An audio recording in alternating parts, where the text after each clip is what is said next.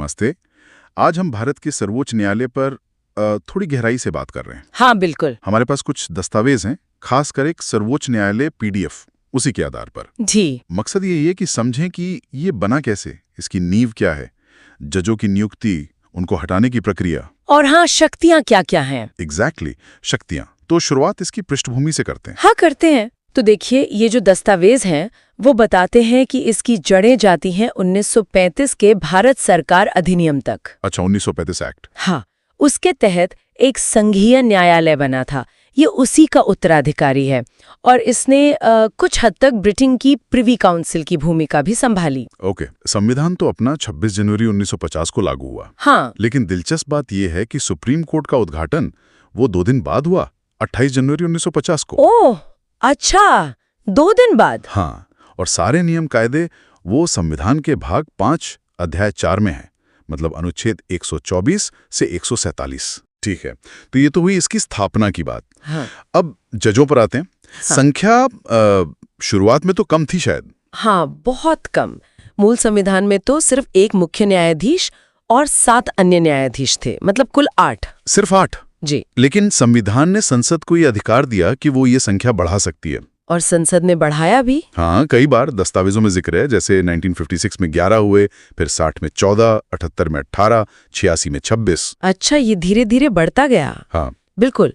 2008 में 31 और फिर 2019 के संशोधन के बाद अब ये संख्या 34 तक पहुंच गई है। 34, यानी एक मुख्य न्यायाधीश और 33 अन्य न्यायाधीश। सही। ये दिखाता है कि मतलब कोर्ट पर काम का बोझ कितना बढ़ा है समय के साथ। सही बात है। अच्छा, और जज बनने के लिए योग्यताएं क्या है? अनुच्छेद 124(3)। हाँ, उसमें बताया है मुख्य तौर पर 3 बातें हैं। पहली, वो भारत का नागरिक हो।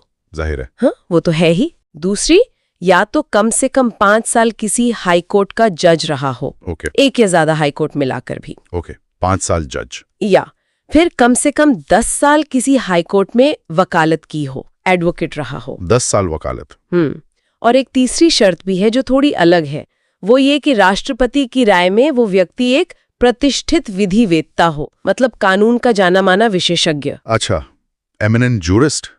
लेकिन ये वाला रास्ता ज्यादा इस्तेमाल होता है क्या? नहीं, दस्तावेज यही इशारा करते हैं कि इस तीसरे रास्ते से नियुक्ति बहुत कम हुई है, न के बराबर। ठीक है, और कार्यकाल, टेन्योर? 65 साल की उम्र तक, है ना? हाँ बिल्कुल सही, अनुच्छेद 124(2) यही कहता है। 65 साल की उम्र तक पद पर रहते हैं।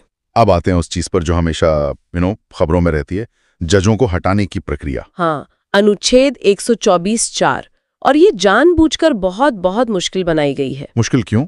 और मतलब आधार क्या होता है हटाने का? देखिए, आधार सिर्फ 2 ही हो सकते हैं। एक, साबित कदाचार, मतलब कोई प्रूव्ड मिसबिहेवियर, कोई गंभीर गलत काम जिसका सबूत हो। और दूसरा, अक्षमता यानी इनकैपेसिटी, पद संभालने में असमर्थता। ओके, और प्रक्रिया शुरू कैसे होती है? शुरू करने के लिए भी काफी मुश्किल है। लोकसभा के कम से कम 100 सदस्य या राज्यसभा के 50 सदस्य साइन करके एक प्रस्ताव स्पीकर या चेयरमैन को दें। अच्छा, 100 लोकसभा या 50 राज्यसभा। हाँ, फिर अगर वो प्रस्ताव स्वीकार हो जाता है तब एक 3 सदस्यों की समिति जांच करती है। और अगर समिति ने कहा कि हाँ, आरोप सही हैं, तब भी काम पूरा नहीं हुआ। तब उस प्रस्ताव को संसद के दोनों सदनों में पास कराना होता है। दोनों सदनों में? हाँ, और वो भी विशेष बहुमत से। विशेष बहुमत मतलब सदन की कुल सदस्यता का बहुमत और जितने लोग मौजूद हैं और वोट कर रहे हैं उनका कम से कम 2/3 बहुमत। ये बहुत हाई बार है। बाप रे, ये तो वाकई बहुत मुश्किल है। बिल्कुल। और ये सब होने के बाद ही राष्ट्रपति हटाने का आदेश जारी करते हैं। क्या इसका कोई उदाहरण है? असल में कोशिश हुई हो कभी? हाँ, दस्तावेज में 1992 के जस्टिस रामास्वामी मामले का जिक्र है। उनके खिलाफ महाभियोग प्रस्ताव लाया गया था। हाँ, मुझे याद है कुछ। लेकिन वो लोकसभा में जरूरी बहुमत हासिल नहीं कर सका, तो वो प्रक्रिया वही रुक गई। तो ये दिखाता है कि ये प्रक्रिया सिर्फ कागज पर नहीं, असल में भी बहुत कठिन है। हाँ, और शायद इसका उद्देश्य यही है कि न्यायपालिका स्वतंत्र रहे, बिना किसी डर या दबाव के काम कर सके। सही बात है, ये स्वतंत्रता तो जरूरी है। अच्छा, अब जरा शक्तियों पर आते हैं। सुप्रीम कोर्ट की शक्तियां तो मतलब काफी वाइड लगती हैं। हाँ, बहुत व्यापक हैं। एक तो है इनका ओरिजिनल ज्यूरिसडिक्शन, मूल क्षेत्राधिकार, अनुच्छेद 131। इसमें क्या आता है? इसमें सीधे वो मामले आते हैं जो केंद्र और राज्यों के बीच हो या फिर राज्यों के आपस में कोई विवाद हो। Okay, federal disputes. हाँ, एक तरह से। फिर है अपीलीय क्षेत्राधिकार, मतलब निचली अदालतों के फैसलों के खिलाफ अपील सुनना। अपील, ठीक है। ये 3 तरह के मामलों में है। संवैधानिक मामले अनुच्छेद 132, सिविल मामले अनुच्छेद 133 और क्रिमिनल मामले अनुच्छेद 134। अच्छा, तीनों में। और वो एक SLP भी होता है ना, स्पेशल लीव पिटिशन। हाँ बिल्कुल, अनुच्छेद 136। स्पेशल लीव पिटिशन या विशेष अनुमति याचिका, ये बहुत महत्वपूर्ण है। क्यों? उसमें क्या खास है? खास ये है कि ये सुप्रीम कोर्ट को एक बहुत बड़ी शक्ति देता है।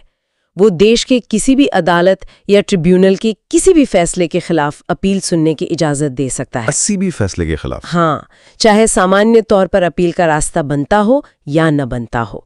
ये एक तरह से न्याय का एक बहुत बड़ा सेफ्टी नेट है। दिलचस्प है। और एक सलाहकार शक्ति भी है, एडवाइजरी ज्यूरिसडिक्शन, अनुच्छेद 143। जी। अनुच्छेद 143। इसके तहत राष्ट्रपति अगर उन्हें लगे कि कानून या तथ्य का कोई ऐसा सवाल है जो पब्लिक इंपॉर्टेंस का है, तो वो सुप्रीम कोर्ट की राय मांग सकते हैं। अच्छा, और कोर्ट को राय देनी पड़ती है? कोर्ट राय दे सकती है, लेकिन वो राय राष्ट्रपति के लिए बाध्यकारी नहीं होती, मतलब मानना जरूरी नहीं है। ओके, बाइंडिंग नहीं है? नहीं। इसके अलावा कोर्ट अपने ही फैसलों को रिव्यू भी कर सकता है। अपने फैसलों को? हाँ, अनुच्छेद 137 के तहत इसे पुनर्विलोकन क्षेत्राधिकार कहते हैं, और ये एक कोर्ट ऑफ रिकॉर्ड भी है। कोर्ट ऑफ रिकॉर्ड मतलब इसके फैसले नजीर बनते हैं, रिकॉर्ड रखे जाते हैं और देश की बाकी सभी अदालतों पर बाइंडिंग होते हैं, लागू होते हैं। ये अनुच्छेद 141 में है। अच्छा, और एक अनुच्छेद 142 का भी काफी जिक्र होता है, पूर्ण न्याय वाली शक्ति। हाँ, अनुच्छेद 142 ये बहुत अनोखी शक्ति है। ये कहता है कि सुप्रीम कोर्ट किसी भी मामले में पूर्ण न्याय करने के लिए जो भी जरूरी हो वैसा आदेश या डिक्री पास कर सकता है। पूर्ण न्याय मतलब अगर मौजूदा कानून से न्याय ना हो पा रहा हो तो? हाँ, कुछ वैसा ही। अगर लगे कि किसी केस में पूरी तरह न्याय करने के लिए सामान्य प्रक्रिया या कानून काफी नहीं है, तो कोर्ट इस अनुच्छेद का इस्तेमाल करके जरूरी आदेश दे सकता है। ये तो वाकई बहुत बड़ी शक्ति है न्याय सुनिश्चित करने के लिए। तो कुल मिलाकर देखें तो ये दस्तावेज यही तस्वीर पेश करते हैं कि सर्वोच्च न्यायालय सिर्फ संविधान की व्याख्या करने वाला नहीं है, बल्कि एक बहुत शक्तिशाली संस्था है। हाँ, और इसकी स्वतंत्रता बनी रहे इसके लिए जजों को हटाने की प्रक्रिया को जानबूझकर बेहद कठिन रखा गया है। बिल्कुल सही कहा।